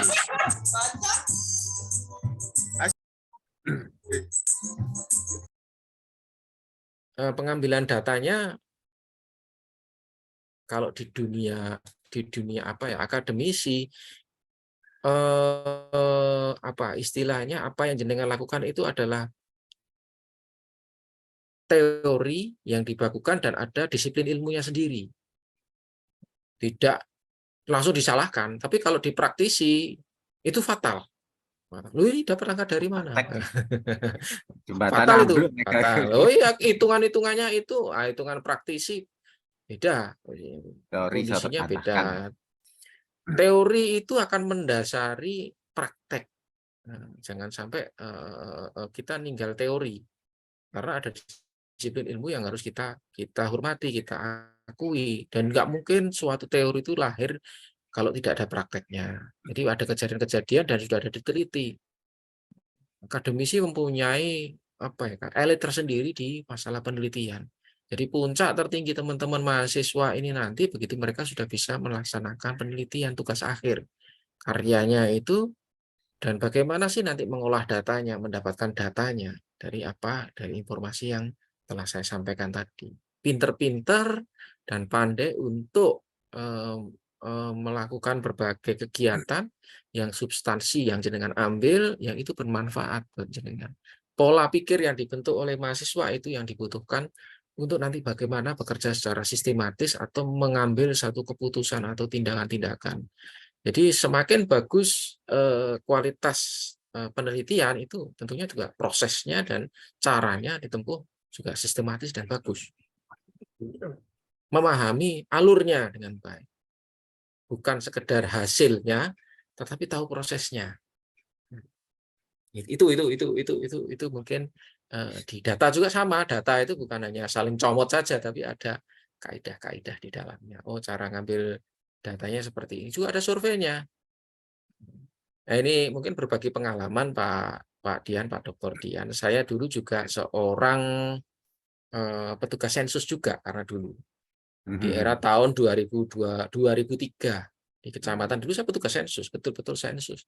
Sensus penduduk sebelum pemilu saya masih ingat sebelum zamannya Pak SBY atau pemilu pertama yang langsung menggunakan suara rakyat itu ya, kita sempat jadi petugas sensus. Jadi sensus turun ke desa, ke rumah-rumah, kita lihat keluarganya. Oh ini Pak ini, namanya ini, anaknya berapa, jumlahnya berapa, penghasilanmu berapa, kemudian pekerjaannya apa, kemudian kamu makannya apa. Itu betul sampai detail seperti itu. Dilihat, oh makan daging selama setahun berapa, sampai seperti itu. Oh, nah, iya itu. Jadi ini masuk keluarga berapa, dilihat rumahnya tembok atau mungkin masih kayu atau dindingnya atau lantainya. Nanti masuk kategori rumah sehat apa tidak. Nah, itu kita lihat, kita teliti. Oh, ternyata masyarakat saya seperti ini. Dan itu tidak boleh ngawur. Nah, bahkan kita sempat dulu masih manual. Misalkan data desa A atau kampung A atau mungkin lingkungan atau RT itu ada gambarnya. Jadi kita masih gambar secara manual dulu. Di gambar ada kebunnya, ada rumahnya luasnya berapa, ada sungainya, ada paritnya, per blok ini rumahnya berapa, itu sampai sedetail itu waktu jadi petugas sensus saya dulu. Sekarang sudah menggunakan teknologi informasi. Jadi sensus sudah pakai peta satelit sekarang itu. Plek. Nah, disamakan dengan peta yang dulu. Oh, petanya, oh ada rumah baru di sini, oh ada keluarga baru di sini. Dan mendata sekarang sudah pakai Android, sudah pakai handphone itu. Tik tik tik tik tik tik masuk, langsung terkirim. Dulu masih pakai kertas, kita kumpulkan dulu, kita anu dulu. Oh, ini data nggak ketemu orangnya, balik lagi, muter-muter dan lain sebagainya. Satu hari dapat 10 orang. Nah, kalau satu desa ada 1000 orang berapa selesainya? Berapa bulan selesai? Nah, jadi dibagi. Oh, ini gimana cara menyelesaikannya? Satu sensus itu dapat berapa rupiah itulah. Saya masih ingat entah berapa rupiah ada gambarnya. Jadi dapat honor dari situ. Jadi pengalaman di BPS karena saya juga pernah ditugaskan untuk jadi petugas sensus, jadi tahu oh ngambil data itu seperti ini. Jadi tidak boleh dibacok aja kalau istilahnya asal bacok. Oh, rumah itu Nggak boleh. dikira-kira, nggak boleh itu, Enak nggak ya boleh, kalau duit ngono nggak misalnya. boleh, Tugas boleh. eksis. Sensus Iya, itu sampai detail seperti itu dan sekarang lebih mudah. gambar, Eh, bergambar. Karena sekarang kita lihat di satu wilayah jebret dengan aplikasi dikembangkan, oh orang ini berapa jumlahnya di wilayah sudah tahu semuanya. Kecuali yang nggak terdata di situ, lah itu yang repot. Nah, ini yang tinggal teroris atau orang nggak jelas itu, lah itu kan nggak ada datanya di situ. Oke, oke. Ya itu mungkin sekarang ngobrolnya. Mungkin Nah, ada makanya tambahan, teman-teman. betul itu Pak. Hmm, Kalau kita kan di Unim ya universitas swasta ya. mm-mm. Kalau kamu misalnya masuk mau ke UB atau UNER ya, yang pernah saya lihat itu ada sensus untuk beasiswa, rumahnya bagaimana, listriknya. Nah, itu ya kalau memang bohong ya nanti dia ya kecoret sungguhan. Itu kalau kita di Unim mungkin yang penting bisa masuk, terus dites psikologi, masuk jurusan mana gitu. Nah, dan yang kedua itu berbagi pengalaman Pak Dian membimbing dengan teman-teman dosen yang lain, itu mereka yang nilainya bagus skripsi, memang ya betul-betul sudah mempersiapkan dari awal. Dan datanya tidak ngawur, tidak bulat. Jadi ya apa yang diteliti itu benar-benar ada, tapi ketika mereka melakukan penelitian, ibaratnya syukur apa, kopas, copy paste, sing apa, akhirnya ya ada yang beberapa teman mungkin kakak kelas apa itu ya agak ketinggalan atau apa. Karena sumber datanya, terus cara penelitiannya, itu kalau dihitung secara metodologi penelitian ya ibaratnya ketahuan kalau Ketahuan dia kali itu ketahuan. kasarannya apa ya, istilahnya abal-abal atau apa itu kasarnya gitu. Padahal sebenarnya mungkin judulnya menarik, tapi karena dia mulai dari awal sudah tidak cocok, tidak sinkron datanya, nah itu. Terus tiba-tiba biasanya ya maaf ya mungkin mahasiswa yang sudah kelas itu nggak pernah muncul lama gitu. Tiba-tiba ketika digurai mau ujian akhir skripsi muncul semua kegelagapan. Nah, akhirnya ngesakno dosennya. Kalau mungkin Pak Dian oke lah masih maklum ya. Tapi ada beberapa dosen itu yang sambat memang. Nggak pernah muncul, nggak pernah tahu dari mana tahapnya, tiba-tiba minta ujian. Segimana lah itu makanya mulai dari awal harus disiapkan. Bahkan temannya Pak Dian yang sudah S2, S3 itu mereka yang lulus tepat waktu itu ya mulai sekarang kamu semester 4 ya. Ibaratnya itu sudah mulai ngereng-reng. Aku buat apa ya? Nah, teorinya apa ya? Nanti kira-kira kan ada spesialis dosen itu teorinya ini sudah mulai. Jadi ketika nanti masuk ceret itu cepet. Nah, apalagi nanti sekarang ada plagiasi itu. Nah, kalau memang buatannya kakak kelasmu yang bagus-bagus itu ketika diplagiasi, diturnitin, ya memang nggak sampai 50%. 20% itu kadang 17%. Nah, jadi memang mereka melakukan penelitian dengan sungguh-sungguh. Itu pengalaman yang ya kakak kelasmu lah. Paling nggak kamu sudah sekarang mulai tahu, oh iya ini nanti data dari sini. Oh surat-suratnya harus bagaimana, harus dilengkapi. Ya, itu mungkin dari Pak Dian. Mungkin ada adik kelas yang mau tanya. Ini ada chat tadi. Monggo Ntar silakan. saya lihatnya.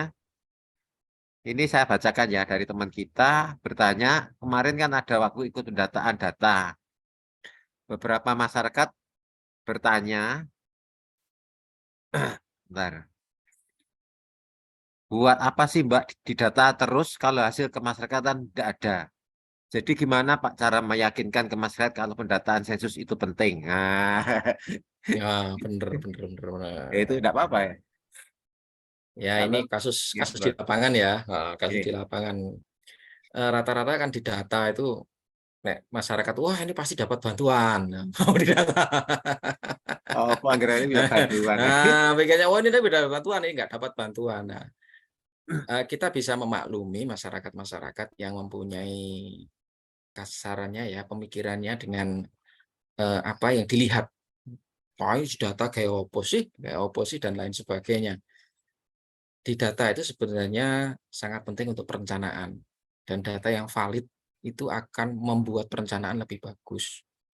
Misalkan di data orang miskin ini di Kabupaten Mojokerto itu berapa didatangi. Nah, yang terjadi kadang-kadang di data itu nggak valid. orang yang miskin betul malah gak katut. Nah, banyak keluhan secara nasional terjadi seperti itu. Data-data yang diambil saat ini masih sangat kasarannya sensusnya itu kan by manusia ya, by sistemnya masih dibangun mulai perlahan-lahan. By manusia itu maksudnya begini, masih manual, manusia ketemu manusia, data masih baru, kadang-kadang seperti itu. Nah, ke depan itu akan terintegrasi. Jadi data sensus yang lalu itu tetap dipakai, hanya diupdate. Harus diupdate, makanya sensus itu bolak-balik, itu karena diupdate sensusnya itu. Jadi misalkan data penduduk miskin di Mojokerto sekian jumlahnya. Selama periode tertentu akan didata lagi. Oh, didata lagi setelah 10 tahun itu data sensus penduduk. Updating data itu untuk melihat ternyata program kemarin itu berhasil apa enggak. Aduh, dengan subsidi ini nggak cocok, dengan subsidi ini nggak cocok, dengan ini nggak cocok. Itu dievaluasi di tingkat langsung. Buat apa sih itu sensus itu juga? Juga kita lihat kecenderungannya seperti apa. Itu ada nanti analis-analis yang apa ya, melihat kecenderungan apa saja data dibutuhkan. Kemudian ada data titipan dari instansi lain, misalkan data miskin. Dari Dinas Kesehatan juga menitipkan sensus juga di BPS. Dinas Kesehatan melihat sih pola makannya masyarakat miskin itu seperti apa. Dilihat berapa kali makan daging, berapa kali makan konsumsi karbohidratnya berapa. Kemudian berapa sih penghasilannya? Itu di data semuanya. Kemudian integrasi dengan NIK, nomor induk kependudukan. Dengan Dispenduk tahu, oh ini NIK-nya ini. Nanti integrasi dengan BPN misalkan, oh dia punya aset tanah, dia nggak punya sawah, dia nggak punya rumah. Atau itu ke depannya semua data itu akan jadi satu integrasi. Ini masih membangun saat ini. Makanya masalah yang paling besar adalah satu data Indonesia itu masalah tingkat nasional. Di mana data-data dari masing penghasil data dari BPS, dari dinas instansi terkait, itu perlu diperbaiki, perlu diupdate, perlu dimutakhirkan terus. Sehingga tidak jadul, tidak ketinggalan. Kalau datanya ketinggalan ya sudah, maka perencananya akan bleset. Nah, masyarakat memang tidak 100% semuanya memahami itu. Ngapain sih di data dan lain sebagainya. Nek gak dapat apa-apa ya eh, ngapain kita ikut data. Sumber datanya itu dari masyarakat sebenarnya. Nanti di sesi berikutnya ada itu di materi berikutnya sebenarnya ada. Kenapa yang terlibat itu siapa saja di situ? Ya pendatanya, ada masyarakat. Dan itu menyadarkan masyarakat supaya mau didata. Bagaimana kalau tidak bisa didata? Ada metode-metode tertentu yang harus digunakan. Pengambilan data itu menggunakan sampling jenuh atau sampling biasa aja. Itu ada teorinya. Kalau populasinya 100, cuma diambil 20 aja boleh apa enggak, ada teorinya. Kalau orangnya itu misalkan ada 1 juta, tidak didata semuanya, didata hanya tertentu, misalkan samplingnya berapa, itu ada teorinya. Nanti di penelitian terakhir. Nanti kuesioner dan lain sebagainya. Ada yang susah, ada yang tidak. Itu kalau menggunakan sampling. Tetapi ada yang menggunakan sampel jenuh. Kalau data kependudukan itu harus sampel jenuh. Bisa itu. Jadi by name, by address, nick-nya jelas, dan itu diikuti semuanya. Jadi beda ya nanti ada tertentu. Nah, yang sulit-sulit yang karena waktunya terbatas, anggarannya terbatas, kemudian cakupan luasnya itu domainnya juga harus kita perhatikan. Teman-teman akhirnya kalau mengadakan penelitian ya di sampling. Nah, tadi kalau pertanyaannya di chat bagaimana sih meyakinkan ke masyarakat kalau pendataan sensus itu penting. Ya, kita harus diseminasi informasi terus. Yang melaksanakan bukan hanya dinas terkait, tapi juga seluruhnya dari kecamatan, dari desa. Kemudian perlu pendekatan juga sosialisasi, perlu meyakinkan dengan masyarakat. Sosialisasi sesuatu yang mudah diucapkan tetapi membutuhkan waktu lama. Pengertian itu juga butuh waktu yang lama. Tentunya yang paling mudah bagi kita semuanya untuk meyakinkan masyarakat itu sebenarnya kuncinya ya, kita itu matching dengan apa yang diajak ngomong. Iya no. Jadi gini kuncinya, orang itu bisa yakin, bisa nyambung dengan omongan kita, kalau apa yang kita omongkan sesuai atau mungkin dapat dicerna oleh yang bersangkutan. Nah, iya no. Sumber daya manusia adalah kunci utama di sini. Orang bisa nyambung pemikirannya kalau dia punya kualitas sumber daya manusia Pemikiran yang sama. bagus, pemikiran yang sama. Jadi mahasiswa itu yang dibentuk adalah cara berpikirnya. Bisa mencerna berbagai informasi yang ada, itu yang dibentuk. Jadi beda mahasiswa dengan masyarakat umum juga beda, bukan saya kok apa ya membuat apakah tahu masyarakat ini apa kalau dengan mahasiswa kalah atau gimana enggak, tapi cara penyerapannya. Kemudian sumber daya manusia itu memegang peranan penting untuk bisa memahami, untuk bisa transfer pengetahuan. Jadi ya harus kita didik juga masyarakat kita, ada sosialisasi. Dan itu nggak bisa balik telapak tangan karena berapa juta penduduk Indonesia itu. Beda antara yang ada di Jawa dengan di Papua, beda. Dan praktek di lapangan para petugas sensus itu tiap wilayah akan berbeda-beda pula cara pendekatannya. Tetapi secara penelitian atau pengolahan datanya harus ada disiplin ilmunya yang di situ harus sama. Yang paling penting dekati masyarakat, kemudian yang akan disensus memberikan pemahaman, sosialisasi, pendekatan bukan hanya secara formal tapi juga informal, bisa juga melalui pengajian, bisa melalui media sosial, atau apa yang disukai oleh masyarakat itu. Misalkan kalau di masyarakat pedesaan sukanya wayang ya, sosialisasi menggunakan wayang. Kemudian kalau di wilayah Mataraman, daerah Solo, daerah Jogja, dan lain sebagainya, pendekatannya ketokohan. Jadi yang dikati tokoh-tokoh masyarakat. Itu ada teorinya sendiri itu. Hmm. Kemudian kalau di tempat-tempat tertentu misalkan yang akan diajak bicara atau disensus misalkan dengan kelompok pedagang, ya bagaimana kita juga harus memahami kelompok pedagang itu bagaimana. Jadi kita harus memahami siapa yang kita ajak bicara, siapa yang kita ajak sensus, memahamkan mereka dengan metode-metode tertentu. Itu ada disiplinnya, ilmu juga ada. Dan itu kalau dibahas, itu mungkin berapa SKS itu. Paket itu. Lama Iya. itu informasi publik, itu pendekatan publik. PP, pendekatan di publik itu bagaimana? Harus Masalahnya itu memahamkan. kan biasanya yang diajak bicara itu kan apalagi ini mendekati tahun politik ya. Iya, Saya ya. dekati terus ketokno kertas merah gitu loh. Dia Nah, merusak sensus karena itu ya. Di ya memang masyarakat seperti itu. Kalau nggak butuh merahnya nggak butuh. sensus itu juga ada yang berbayar juga ada sebenarnya kalau dari Oh ada swasta ya dan lain itu sebagainya ada. Itu tahu sah-sah ada. saja, sah-sah saja. Ya, atau mungkin kita hire orang-orang peneliti atau mungkin apa ya semacam lembaga survei swasta itu kan juga ada. Hmm. Nah, jadi lembaga survei itu tidak semuanya dari pemerintah ya, ada swasta juga. Mereka sensus sendiri boleh karena misalkan perusahaan pasta gigi lah ya. Hmm. Wah, saya mau jualan pasta gigi ini yang kira-kira laku, yang kira-kira disenangi masyarakat, cari datanya gimana? Sabar saya tidak salah. Makanya Ternyata berbayar lagi itu. ya akhirnya pinjam orang swasta untuk mensurvei. Misalkan di Mojokerto aku senengannya pasta gigi rasa jeruk. Hmm. Iya disurvei.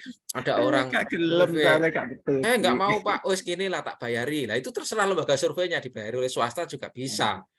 Lembaga surveinya, oh kita survei penduduk itu jumlahnya sekian. Saya petakan jumlah yang apa misalkan yang pedagang sekian, yang eh, kerja di perhubungan sekian, di kesehatan sekian. Tak survei orang-orang yang bisa tak datangi, yang bisa kita secara acak bisa mewakili suaranya orang-orang itu. Disurvei, dilihat. Ya nek perlu ya kadang-kadang teman-teman ya dibayari. Pak, sampai tak survei Pak, tak bayari 5.000 rupiah, 10.000 rupiah, 10.000. Itu trik aja ya kalau saya orang praktisi Nah, soalnya posisinya. Itu mungkin nggak ngalami ya, tapi nyatanya itu oh, terjadi dibayari. nah, Nah, akhirnya si perusahaan mendapatkan hasil survei dari lembaga survei swasta yang diminta yang adakan malah penelitian. Atau kualitas mungkin tenan waktu iya, misalnya. karena ini kan nasibnya perusahaan ya kan disurvei Hmm. betul. Oh, ternyata orang Mojokerto suka pasta gigi yang rasa jeruk sekian ribu orang sekian. Makanya dia produksinya arahnya ke sana, merencanakannya arah ke sana. Terus cara jualnya sekian, harga yang kira-kira dia bisa belinya sekian. Itu ada survei sendiri. Bahkan oh iya, oh, itu nggak Mahasiswa berarti ngawur, ngambil perusahaan sampel gak betul ya, mhm, gue rokok tapi ya mhm. masyarakat apa ngerti cak rokok betul Oh. akhirnya itu omong no. Perusahaan mobil, mau buat mobil, itu juga survei, dia survei. Mungkin dia punya lembaga survei sendiri atau gimana. Dia akan lihat survei kecenderungan dari angka. Oh, ruas jalannya sekian, jumlah mobilnya sekian. Terus orang-orang cenderung orang Indonesia itu senengannya mobil model apa, mobil keluarga, mobil sedan, atau mobil apa. Itu ada petanya. Hmm. Kemudian senengannya berapa cc, Nah, atau mungkin senengannya listrik, kemudian masyarakat menengah itu bisa belinya duitnya berapa, karena ada gajinya orang berapa, terus punya utang berapa. Jadi itu perusahaan-perusahaan besar itu bisa survive atau bertahan, dia itu survei, nggak sembarangan. Jadi cari data, aku buat mobil cc sekian, harganya sekian, itu sudah survei, nggak ngawur. Nah, makanya iso sehingga nggak jual mungkin, banyak ya. nah iya bisa jual banyak.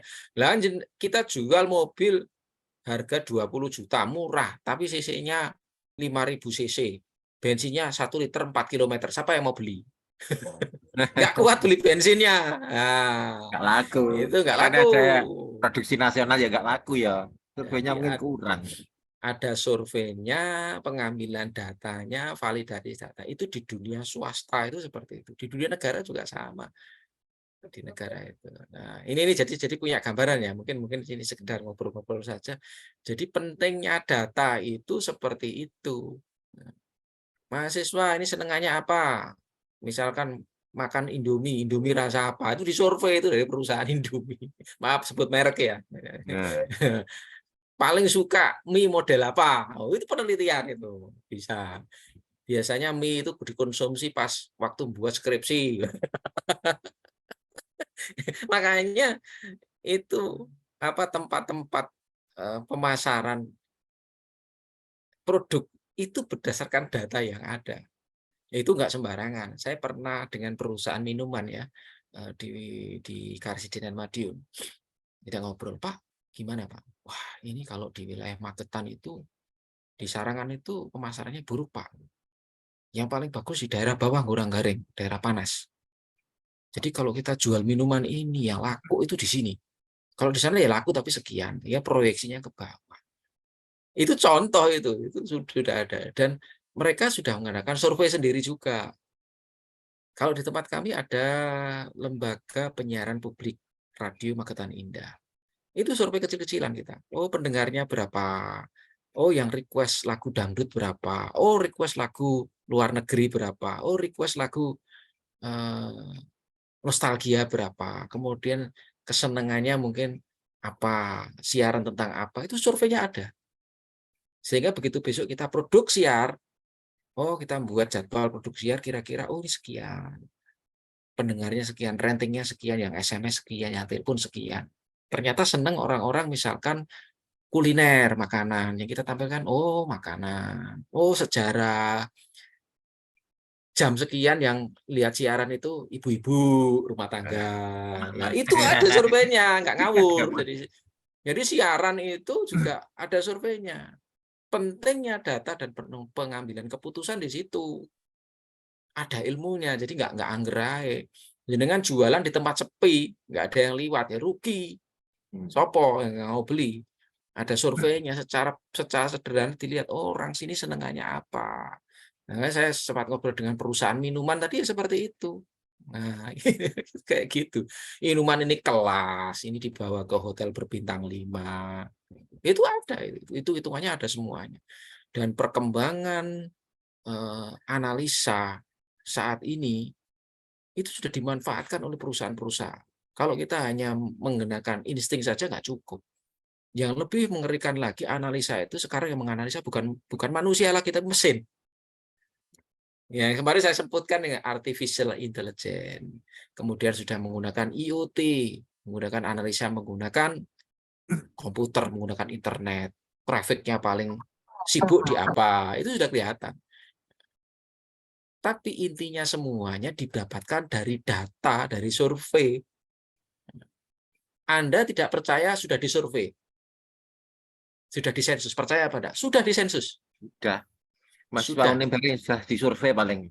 Nah, itu yang survei biasa loh ya. Saya Iya. sekarang misalkan survei di Indomaret. Ah, Nah, jenengan punya ya. member Indomaret atau Alfamart. Pak, punya apa namanya? Kartu atau punya apa keanggotaan atau Tahan. member. Member. Oh, ada membernya apa? Nomor HP ini dimasukkan di komputer. Itu sudah survei. Jadi misalkan sopo tuh Mbak Sinta Dewi. Nah, Biasanya mampir ke Indomaret itu beli apa? Itu ada kalau member. Jadi dia beli belanja apa kita? snack senengannya apa? Misalkan snacknya apa? Oh, Mbak Sinta Dewi itu senengannya snack yang asin-asin. Ada di Indomaret itu ada surveinya, sudah ada. Jadi kan nggak sengaja dengan masukkan member itu sudah survei. Senengannya pasta gigi apa? Jelas. Senangnya pakai apa? Parfum apa? Tapi yang dibeli di Indomaret. Gitu. Maksud saya seperti itu survei dengan cara yang cerdik. Nah, kita nggak sengaja itu kita ikut survei dengan cara member. Kita beli di Shopee pakai member. Identitas kita sudah masuk, sudah terlacak di IoT, di analisa komputer sudah jelas di survei. Oh, Mas ini senengannya beli alat-alat kecantikan atau dia beli produk-produk pakaian karena orang ini Elektronik, elektronik atau mungkin dia beli HP produk-produk pula. outdoor. Nah, iya, sudah terpetakan. Oh, kecenderungan anak muda itu senengannya apa, belinya apa, beli basreng. Hmm. Itu mereka sudah punya angka semuanya. Nah, kelihatan Nah, ya. itu survei yang cerdas itu seperti itu. Jadi sudah tidak manual lagi, sudah menggunakan teknologi informasi dan itu kebutuhan. Ngapain kita survei pada orang yang nggak butuh? Iya toh. Malah Itu lebih cara serem lagi yang ya pakai paling cerdas, aplikasi paling langsung. pinter pakai aplikasi. Nah, itu. Nah, nah, kita sekarang kayak misalkan bahan bakar bersubsidi. Sekarang sudah pakai barcode toh. Pakai My Pertamina itu. Nah, My Pertamina. Nggak Di, kelihatan ya di opposite pakai. Pertamina sudah dipasang CCTV. Hmm. Ini saya bukan menakut-nakuti, tapi kemarin pada saat kita kumpul di Provinsi Jawa Timur dengan nasional, sudah bisa mendeteksi mobil yang lewat itu apa saja, plat nomornya apa saja. Jadi kalau kita mengidentifikasi, mohon maaf ini sebenarnya masih termasuk informasi rahasia negara, informasi intelijen itu. Nah, bener ini betul. Jadi kita deteksi mobil ini biasanya lewat di mana. Nggak mungkin misalkan Mas siapa, Mbak Sinta lagi lah ya, ben enak Mbak Sinta lagi. Isi bensin itu kapan, dilelah pakai kartu apa, My barcode Pertamina. itu, My Nah, Pertamina atau apa, ngisinya di pom bensin mana, itu di pusat kelihatan datanya, ngisinya tanggal berapa, konsumsinya tiap bulan BBM-nya berapa, itu kelihatan. Nah, tiba-tiba melonjak loh, di bulan ini kok naik, kenapa? Oh, ternyata wirawiri mau skripsi. Nah, Kamu dilihat, terakhir. oh iya bisa dianalisa pakai IoT bisa. Skripsinya misalnya di Jombang, ternyata ngisinya di POM Jombang. Nah, Bang. kelihatan. Dilihat di Indomaret, belanjanya di Indomaret mana kelihatan. Dia posisinya jam berapa sekian itu kelihatan. Ya, mengerikan tuh sekarang itu teknologi informasi seperti itu. Nah, ini data sekali lagi Data Pak. ini. Yang Baik. saya sampaikan tadi adalah data yang secara kalau dalam tanda kutip masih manual, tetapi sekarang pendataan sudah sangat luar biasa. Bukan hanya dilakukan oleh pemerintah, kalau ini tadi yang saya lihat melalui pemerintah, tapi itu yang melalui swasta pun sudah melakukan itu. Jadi mereka untuk survive, mereka harus mengadakan pendataan. Oke, itu mungkin agak melenceng, Pak Dr. Dian. Oke. materi. Oke, Terima makasih. kasih atas pencerahannya. Mungkin bagi teman-teman yang akan bertanya, diberikan waktu untuk pertemuan selanjutnya. Mhm. Karena waktu ya sudah sangat pas 2 jam lebih ya, 2 jam kita temuan. Dan semoga pencerahan hari ini penting bagi kita semua, terutama mahasiswa yang akan melakukan nanti 1-2 tahun lagi skripsi, sehingga nggak ada istilah mahasiswa itu apa males istilahnya, tapi cepat, nah, cepat lulus segera dapat pekerjaan, terutama itu biasanya mahasiswa itu kan penting itu. Kamu kerja, kamu kuliah kan untuk kerja nantinya. Nah, makanya ikuti yang kita beri saran hari ini. Mungkin sekian sebelum kita akhiri, saya ingin absensi lagi. Nah, monggo dibuka lagi kameranya. Setelah itu bisa kita akhiri.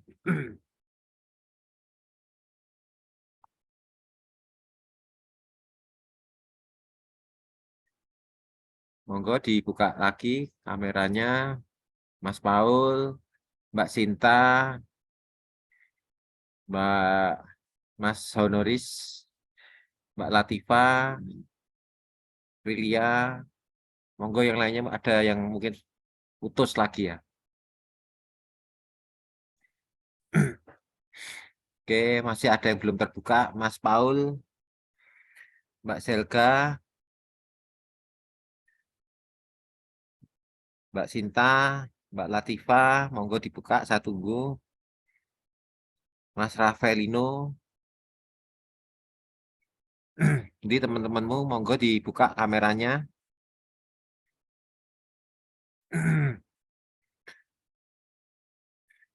Oke, saya tunggu. 1, 2, 3, 4 temanmu. Oke lah. Kalau gitu saya foto. 1, 2, 3, 4. Sekali lagi. 1, 2, 3, 4. Oke. Terima kasih atas kehadirannya Pak Praktisi, mahasiswa yang lainnya. Semoga memperoleh ilmu yang manfaat bagi kita semuanya. Saya tutup akhiri dengan ucapan Assalamualaikum warahmatullahi wabarakatuh. Sampai ketemu lagi. Waalaikumsalam Waalaikumsalam warahmatullahi warahmatullahi wabarakatuh. wabarakatuh.